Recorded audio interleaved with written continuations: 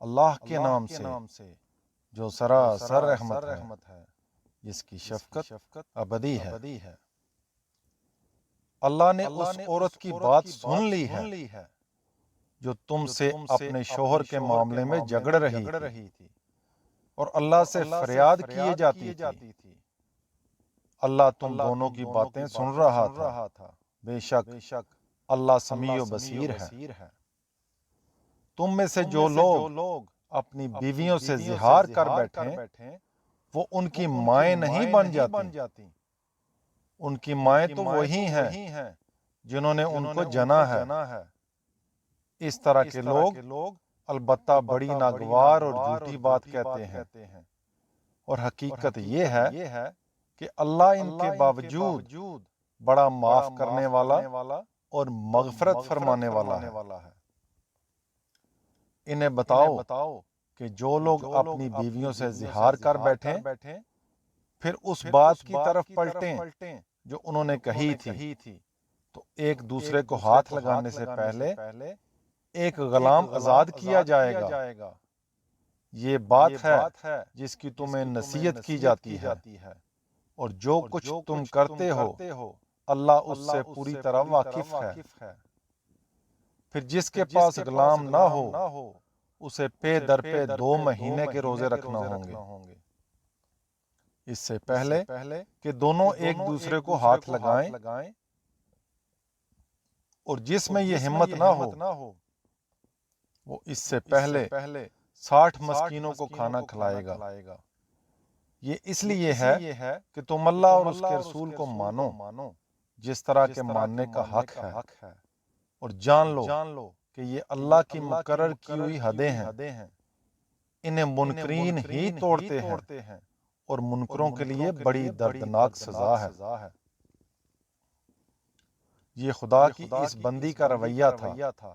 اس کے برخلاف جو لوگ اللہ اور اس کے رسول کے خلاف محاذ آرائی کر رہے ہیں وہ ذلیل ہوں گے، جس طرح ان کے پہلے ہم مشرب ذلیل ہوئے۔ اس کی بہت واضح دلیلیں ہم نے اس قرآن میں اتار دی ہیں، اور ان منکروں کے لیے بڑی ذلت کی مار ہے۔ یہ اس دن کو یاد رکھیں جب اللہ ان سب کو اٹھائے گا، پھر ان کا ہر عمل ان کو بتائے گا۔ اللہ نے اسے گن رکھا ہے اور یہ اسے بلائے بیٹھے ہیں، اور اللہ ہر چیز پر نگران ہے۔ تم نے غور نہیں کیا کہ اللہ زمین اور آسمانوں کی ہر چیز سے واقف ہے؟ کبھی ایسا نہیں ہوتا کہ 3 سرگوشی کریں اور ان میں چوتھا اللہ نہ ہو، اور 5 سرگوشی کریں اور ان میں چھٹا اللہ نہ ہو۔ وہ اس سے کم ہو یا زیادہ، جہاں بھی ہوں اللہ ان کے ساتھ ہوتا ہے۔ پھر قیامت کے دن وہ ان کا سب کیا دھرا انہیں بتا دے گا۔ بے شک اللہ ہر چیز سے واقف ہے۔ تم نے دیکھا نہیں انہیں جو سرگوشیوں سے روکے گئے پھر وہی کرتے ہیں جس سے روکے گئے، اور سرگوشی بھی کرتے ہیں تو ہمیشہ حق تلفی اور زیادتی اور پیغمبر کی نافرمانی کی سرگوشی کرتے ہیں۔ اور اے پیغمبر، جب تمہارے پاس آتے ہیں تو تمہیں اس طرح سلام کرتے ہیں جس طرح اللہ نے تمہیں سلام نہیں کیا ہے، اور اپنے دل میں کہتے ہیں کہ یہ پیغمبر ہیں تو اللہ ہماری ان باتوں پر ہمیں عذاب کیوں نہیں دیتا؟ ان کے لیے دوزخ ہی کافی ہے، یہ اس میں پڑیں گے اور وہ بڑا ہی برا ٹھکانہ ہے۔ ایمان والو، جب آپس میں سرگوشی کرو تو حق تلفی، زیادتی اور پیغمبر کی نافرمانی کی سرگوشی نہ کرو، بلکہ خیر و تقوی کی سرگوشی کرو، اور اللہ سے ڈرتے رہو جس کے حضور میں تم سب جمع کیے جاؤ گے۔ اس طرح کی سرگوشیاں تو شیطان کی طرف سے ہیں تاکہ وہ ایمان والوں کو غمزدہ کر دے، درحال کہ خدا کی اجازت کے بغیر وہ ان کو ذرا بھی نقصان نہیں پہنچا سکتا۔ اور ایمان والوں کو تو ہر حال میں اللہ ہی پر بھروسہ کرنا چاہیے۔ ایمان والو، یہ انہی سرگوشیوں کے لیے جتھے بنا کر بیٹھتے ہیں۔ اس لیے جب تم سے کہا جائے کہ پیغمبر کی مجلسوں میں کھل کر بیٹھو تو کھل کر بیٹھو، اللہ تمہارے لیے وسعت پیدا کرے گا۔ اور جب کہا جائے کہ اٹھ جاؤ تو اٹھ جایا کرو، اللہ ان لوگوں کے درجے بلند فرمائے گا جو تم میں سے ایمان لائے اور جن کو علم عطا ہوا ہے، اور مطمئن رہو کہ جو کچھ تم کرتے ہو اللہ اس سے باخبر ہے۔ ایمان والو، اب یہ پابندی ہے کہ جب پیغمبر سے تخلیے میں بات کرو تو اپنی اس تخلیے کی بات سے پہلے کچھ صدقہ کرو، یہ تمہارے لیے بہتر بھی ہے اور پاکیزہ تر بھی۔ البتہ استطاعت نہ ہو تو اللہ بخشنے والا ہے، اس کی شفقت ابدی ہے۔ کیا تم ڈر گئے کہ اپنی تخلیے کی گفتگو سے پہلے تمہیں صدقات پیش کرنا ہوں گے؟ سو جب تم نے ایسا نہیں کیا اور اللہ نے تم پر رحم فرمایا کہ حکم اٹھا لیا تو اب نماز کا اہتمام رکھو اور زکوٰۃ دیتے رہو اور اللہ اور اس کے رسول کی اطاعت پر قائم رہو، اور یاد رکھو کہ اللہ تمہارے ہر عمل سے واقف ہے۔ تم نے دیکھا نہیں انہیں جو ان لوگوں سے دوستی رکھتے ہیں جن پر اللہ کا غضب ہوا ہے، وہ نہ تم میں سے ہے نہ ان میں سے، اور جانتے بوجھتے اپنے اس جھوٹ پر کہ تمہارے ساتھ ہیں قسمیں کھاتے ہیں۔